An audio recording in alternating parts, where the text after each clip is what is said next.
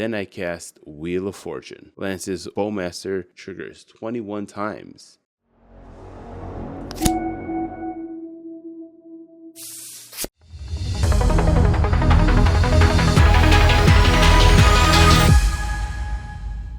Welcome to Cardboard Content, where we aim to develop our skills and grow the competitive Commander community. Hey guys, it's me, Benedict. Thank you for joining us here again. I have to apologize for the lack of video previous week. I was too busy working out with Rakdos the Muscle, which is our highlighted commander of this week. So I want you to rack those weights away and take a look at this commander. Rakdos the Muscle. He costs 5, 2 colorless, 2 black, and a red. Legendary Demon Mercenary. He is a 6/5 flying trample. His first and notable ability is whenever you sacrifice another creature, exile cards equal to its mana value from the top of target player's library. You may play those cards until end of the next end step, and you can spend mana of any color to cast those spells. His second ability, which comes in clutch, sacrifice another creature and give Rakdos indestructible and tap it. You can only use that ability once a turn. I've been getting some reps in with Rakdos the Muscle. It is a very good deck. Its pros are it's fast, it has many win cons, including Breach, Grinding Station, Dual Caster Beige with Saw in Half or Molten Duplication, and then it also has Cloudstone Loops. I want to say its cons are the commander is expensive, hard to cast, and it's slow to recover if Rakdos does get put back into the command zone, and there's not much draw. We have a few notable cards around the deck that I made, which is going to be linked down below. Forsaken Miner and Phyrexian Altar is the main combo I aim for in this deck. Forsaken Miner is a 1 casting cost 2/2 Skeleton Rogue. It can't block, but whenever you commit a crime, maybe using Rakdos the Muscle's ability to target an opponent, you commit a crime and then you can pay 1 black and return Forsaken Miner from the graveyard to the battlefield. If you sacrifice Forsaken Miner to Phyrexian Altar, getting 1 black mana, target an opponent, you commit a crime and Forsaken Miner enters the battlefield again. You repeat the process with each opponent, and that is one of your main win lines there. You can use their entire deck for a win con, or you could just simply pass the turn and each opponent will lose on their draw step. A notable card in the deck is Poxwalkers. Poxwalkers is a 3 casting cost, 2 colorless and a black. It is a 3/1 zombie. It reads, whenever you cast a spell from anywhere other than your hand, return Poxwalkers from the graveyard to the battlefield tapped. So this guy is probably one of the best sack creatures to feed Rakdos. If you pair it up with any of the altars, you'll net mana and go through your deck fairly easily. Enough talking about the deck, and let's see it in action. Up first is me, Benedict, playing Rakdos the Muscle with an opening hand of 7. Then you have Brad playing TNK, also with an opening hand of 7. Weston on Inalla, starting hand 6. And then Lance on Rograhkh, opening hand of 7. I'm going first, but Lance has a pregame. Gemstone Cavern pitching a Gitaxian Probe. I start off with a Scalding Tarn, fetch for a Badland, and then cast Ragavan, then pass the turn. Brad plays a Polluted Delta, then a Mana Crypt, and then passes turn to Weston. Weston plays a Peat Bog into play tapped, and then on Weston's end step, Brad cracks his Polluted Delta for a Tundra. On Lance's turn, he plays a Steam Vents, then plays Cabal Ritual into a Wishclaw Talisman, and then using the Wishclaw Talisman right away and passing it to me. On the second round of turns, I play an Ancient Tomb. Then I move into combat and attack Weston for 2. With Ragavan's ability, I get a gamble. I activate Wishclaw Talisman to ring up a card. Then I play Jewel Lotus into a Cabal ritual into my commander Rakdos the Muscle. Then I use Rakdos' ability and sacrifice Ragavan. Rakdos' ability exiles a arcane signet, and then I cast said signet. Then I pass on to Brad. On Brad's turn, he plays a Badlands into a Rite of Flame into his commander Kraum. Then moves into combat and attacks Lance for 4. On Weston's turn, he plays a Gitaxian Probe, targets Lance, and then plays a Suprazan Scary. We move on to Lance's turn. Lance plays Mox Amber, then his commander Rograhkh, triggering Kraum for his second spell, and then casts Rhystic Study, and then passes turn to me. On my turn, I play Barbarian Ring, then cast Poxwalkers, triggering Lance's Rhystic Study, and he draws. I sacrifice Poxwalkers to give Rakdos the Muscle indestructible, triggering his ability and exiling Mount Doom, Infernal Plunge, and Vampiric Tutor. I cast a Vampiric Tutor, triggering my Poxwalkers, Kraum, and Rhystic Study. Lance and Brad draw. Poxwalkers comes into play. I cast Infernal Plunge, sacrificing Poxwalkers, triggering Rhystic Study. Lance draws. Rakdos exiles a Carrion Feeder, Mana Crypt, and Mox Diamond. I play Mox Diamond, trigger Poxwalkers and Rhystic Study. Lance draws again. Then discard a Smoldering Marsh to Mox Diamond. Then I cast Carrion Feeder, triggering Lance's Rhystic Study. He draws. Carrion Feeder resolves and I sack Poxwalkers to Carrion Feeder. Trigger Rakdos. I exile a Rite of Flame, Awful Snout, and a Priest of Gix. I cast Mana Crypt, trigger Poxwalkers, and Rhystic Study. I pay for a Rhystic, then sack Poxwalkers to Carrion Feeder again. I repeat this process of being able to cycle through my deck with Poxwalkers and Rakdos, eventually hitting Underworld Breach. I continue this loop by sacking Poxwalkers to Carrion Feeder to net me 3 cards, and eventually I hit Mana Crypt with Grinding Station.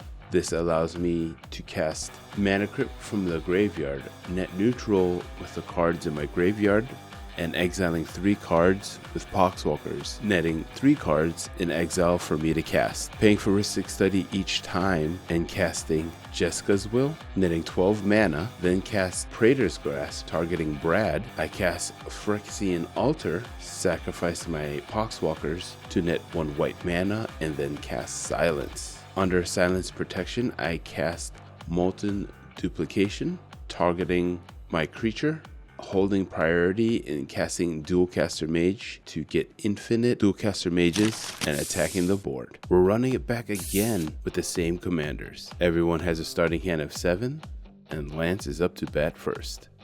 But Weston pre-games with a Gemstone Cavern, exiling a Flooded Strand. Lance plays Badlands into a Soul Ring into his commander Rograhkh. On my turn, I play a Swamp, then cast Imperial Seal, losing 2 life. Pass the turn to Brad. Brad plays Scrubland and then passes turn to Weston. On Weston's turn, he plays Misty Rainforest, then Mana Vault, and then passes turn to Lance. On Lance's turn, he plays a Grinding Station and then casts his own Imperial Seal, and then passes turn to me. On my turn, I play a Luxury Suite into an Arcane Signet. Then Brad's turn, he plays a Bloodstained Mire into a Volcanic Island into a Talisman of Hierarchy. On Brad's end step, Weston sacks his Misty Rainforest and puts a Watery Grave into play tapped. On Weston's turn, plays Scalding Tarn, cracks it for a Badland, and then casts Lively Dirge. Puts a Spellseeker into his graveyard and then puts it into play. ETB on the stack, Brad responds with a Silence. Weston tutors up a Essence Flux and then passes turn to Lance. On Lance's turn, he casts Dockside Extortionist and netting 3 treasures. Then Lance casts Orcish Bowmasters with the ETB targeting Spellseeker. Weston responds by casting Essence Flux, blinking Spellseeker. He tutors up a Demonic Tutor. On Lance's end step, I cast Entomb, putting a Ruthless Technomancer into the graveyard. On my turn, I play Scalding Tarn, crack it for a Badland, and then cast Priest of Rograhkh, getting 3 red mana. Then I cast Dockside Extortionist and I net 6 treasures. Then I cast Animate Dead, bringing back Ruthless Technomancer. Ruthless Technomancer's ETB targets Dockside Extortionist, which nets me 2 more treasures. Then I use Ruthless Technomancer's ability to bring back Dockside Extortionist, and netting 6 more treasures. Then I cast my commander, Rakdos-Tymna. I use Rakdos' ability to sacrifice Dockside Extortionist. I exile 2 cards and exile a Skirk Prospector and a Dalthy Voidwalker. I use Ruthless Technomancer's ability again to bring back Dockside Extortionist. This time Lance responds by sacking 2 treasures. Dockside Extortionist nets me 4 treasures. Then I cast Skirk Prospector, sacrificing Dockside Extortionist, getting 2 more cards, exiling a Swamp and a Barbarian Ring. I use Technomancer's ability to bring back Dockside again. With the activation on the stack, Lance snaps Ruthless Technomancer back to my hand, then untaps 2 of Brad's lands, and Brad casts a Orcish Bowmaster with the ETB targeting my Skirk Prospector. I respond by sacrificing Prospector to itself, netting 1 red mana and 1 card through Rakdos-Tymna. I reveal a Village Rites. With Dockside Extortionist ETB on the stack, Lance activates Grinding Station, sacking it to itself and milling 3 cards. Dockside's ability resolves and I net 3 treasures. I recast Ruthless Technomancer, sacrificing Priest of Rograhkh and getting 3 more treasures, triggering Rakdos' ability and exiling a Shadow of Mortality, Grief, and Fellwar Stone. I cast Village Rites, sacrificing Dockside and exiling a Priestigix and a Wheel of Fortune through Rakdos. Both Bowmasters trigger twice and they target Technomancer. I cast Grief, getting Weston, have him discard a Underworld Breach. Grief's evoke cost resolves and I sacrifice it, triggering Rakdos, exiling a Wishclaw Talisman, Deadly Rollick, Exotic Orchard, and a Cabal Ritual. I cast Cabal Ritual, then I cast Soul Ring, cast Deadly Rollick targeting Brad's Orcish Bowmaster. I cast Priestigix, and then I cast Wheel of Fortune. Lance's Bowmaster triggers 21 times. It targets my Priestigix, Weston's Spellseeker, and the remaining 19 damage to Weston. I respond by casting Burnt Offering, sacrificing my Priestigix, and netting 2 red mana and a black. Triggers Rakdos again. I exile a Calling of the Weak, a Phyrexian Tower, and Ashnod's Altar. I cast Lotus Petal, then Wishclaw Talisman, and cast Underworld Breach.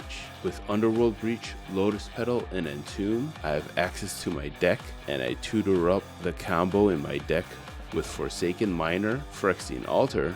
Then I continue the loop of sacrificing Forsaken Miner to Phyrexian Altar by committing a crime and using Rakdos' ability by targeting my opponents instead of myself to exile the top card of their library, which allows me to put Forsaken Miner back into play for 1 black mana. And I continue this process and exile each of my opponent's decks and then win the game from there.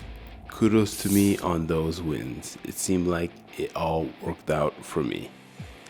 Endgame summation, I would clean up my lines, make it a bit more direct. One of the games I could have just went straight into an Entomb and mill my deck using Grinding Station and Underworld Breach, sacking my Mana Crypt, netting mana, and just keep constantly milling myself, and then eventually get some black mana and then just Praetor Scrap someone Stasis Oracle. But I wanted to concentrate on the win lines of the actual deck, and if you're trying to combo out like I did and had a blue draw enchantment in play, I would probably aim to get a D-grid before you start popping off, of course dependent on how much mana you have, but it gives that layer of protection where you can not have to worry about the blue player drawing some interaction while you're trying to combo. I enjoyed the deck for the most part. It has a very different and original combo line setup where it uses the commander to utilize the ability to mill out your opponent I've seen lists with Goblin Bombardment, but it seems like it's just a wasted slot when you can continue on sacking the creatures you have and utilize them, or eat away at your opponent's decks, and everyone has a win con in their deck, and you can spend mana as though they were any color when casting those spells. The deck was super fun to play, but I probably will not continue playing it right now, because getting those lines, if you're not 100% comfortable with the lines, it is a non-deterministic way. So there's so many creatures you can line up and get. There's so many ways you can build a deck. The way I built it, I tried to make it consistent. I had creatures who paid for themselves with a lot of evoke. Casting costs were cheap to get them on board to sacrifice, and also sacrifice in their own abilities. And then you have like Priest of Gix and Priest of Rograhkh. They pay for themselves, and then if you have a sack outlet, it's more cards you have access to. The main objective of my version of the deck is basically trying to get as many creatures cycled through your deck till you get the ones that you can combo with. It is, like I said, non-deterministic, so it is somewhat difficult to play. It's not a very linear, you cast Thassa's and you win. You have to kind of navigate your way either through an Underworld Breach line or using Rakdos the Muscle himself to get access to more cards for you to cast. If you liked and enjoyed the deck and want to give it a try yourself, I've linked the list down below. It is on our Mox field, along with all other decks we have played on this channel. Also down below is our social media. Please join us there. Follow, like, subscribe. That subscribe button is also there. Thank you to everyone who subscribed. We are over 500 subscribers. Thank you to everyone. I have to now ask you to watch a few of the playlists because we're short a few watch hours trying to get that 3,000 watch hours up there. I have to also thank our patrons. Now to the patrons who've muscled their way onto the screen. Our tier 2 content consumers: Aaron at 5, Big Yoda at 5, Lex at 2, Marcus at 2, Dylan, and Troy. Now moving on to our strongest tier, tier 3 cardboard cutouts. Wong at 7, Matt at 6, Albert at 6, and Joyner. A strong thank you to all my patrons. If you want to lift the channel, patreon.com/cardboardcontent. Thank you again for joining us this week, and see you next time for more content and protein.